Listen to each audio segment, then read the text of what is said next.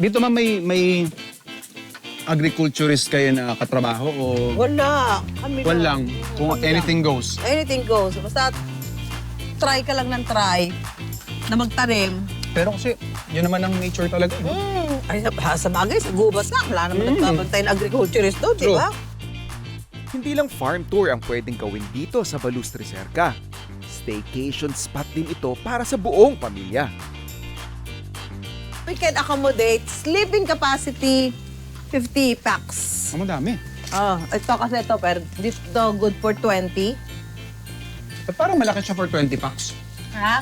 Baba yung pinaka-kainan, sa taas yung tulugan. Kompleto na yan. Dadalhin nyo na lang dyan yung lulutuin yung pagkain. Tapos dito ma'am, sa Balustre, may nakikita ako, may pool. May pool, may basketball. Ayan, oo. Well, actually, yun lang naman ang meron dito that you can walk around, ganyan. Okay. Ikot ka lang ng ikot, may exercise ka na. Alright, may video okay ba dito? May videoke. Ayun. Kaya lang kailangan marunong kayo kumanta. Oh, syempre. Noise pollution yun. Pagpangit mo. At saktong-saktong gusto nila mag-concert or may mga special events sila, meron kayong... Meron kami dito pavilion na pwede nyo gamitin. Yes. For any occasion, wedding, reunion, birthday, debut, whatever. Yes. This one can accommodate mga 100 Kaya person. Meron kami na social media page. Pwede doon magpaano ng mga inquiries na lang. Tapos kung meron kayong gusto makakausap, may makakausap naman kayo doon. So this is our small, humble place. Oh, ito ma'am. Siyempre, yung weather, yung visual, napaka-picturesque ng kahit anong angulo, pwede kang mag-post dito eh. Pero I think, ang pinaka nagustuhan ko dito, hanggang sa logo mo, Loyal Kapuso. Kapuso tayo! Ganyan, kapuso tayo. Loyal Kapuso. Yan, katas ng pinaghirapan. Oo naman. Matapos mag-ikot sa farm, si Ma'am Susan naman ang bibida sa kusina para ipatikim sa atin ang pinagmamalaki niyang ampalaya dish.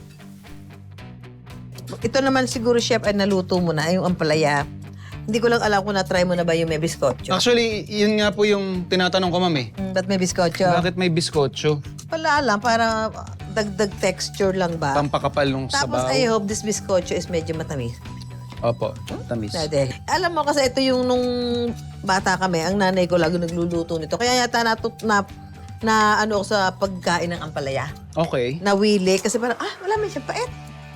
Ganon. Oh. Di ko alam kung ina-absorb niya yung pait ng ampalaya. Pero wala po kayo ibang ginagawa dito sa ampalaya, hindi nilalama sa asin? Nanay sa ko tubig. parang inaano niya sa asin, binababad sa mainit na tubig. Okay. Tapos lalagyan niya ng asin, tapos gaganuhin niya para dubawas ng ano. Pero ako na ngayon, parang minsan hindi na lang. Ako. Pwede namang wag na. Opo. Yan. Saka parang tingin ko, chef, ha? May variety ng ampalaya na hindi mapait. Feeling ko rin. Kasi I mean, hindi meron- po pantay-pantay yung pait nila. Yes, kasi parang merong ampalaya na parang malalaki yung hibla, ganyan. Ito yung variety na hindi masyado mapait. Pero pag yung green, Oo. na magkakadikit silang gano'n, yun ang mapait. Lalo na po yung native. Oo, lalo na yung native na pang pinakbet, di ba? So, may kaya piliin nyo na lang din yung ganung variety. Yan. Tapos bawang sibuyas, kamatis na tayo. Okay. Yan. So, nagluluto ka ng ampalaya, I'm sure ang luto mo ay may itlog. Actually, kahit ano po, minsan boiled lang. Lalo na pagkuan lang, pag may maganda akong nakuhang bagoong isda, boiled lang po. Ano to, olive oil? May budget? Taray. So, pwede na nating simulan ang ating paggigisa. Ma'am, sa lahat ng shows na ginagawa mo, hindi ka inoferan ng cooking show? Parang wala pa eh. Lagi na lang ako pinagluluto sa unang hirit. Wala Oo. namang extra bayad eh. Yan. So, hindi ko na masyadong lagay ko na tong hipon. May budget. Daming hipon. Yung ano pala, chef, yung Kaldo, ma'am? kaldo. Ito na po. Pakukuluan na natin. Gaano karami, ma'am?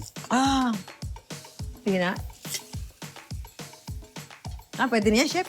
Kasi hindi naman kailangan parang mas Sabaw. sabaw. Oh. Lutuin lang natin ang hipon. Sabihin mo, ma'am, pag sobra Sige. na. Okay na yata. Okay na po. Okay na yan. Yan, tayo lang natin kumulo ang ating nung palaya.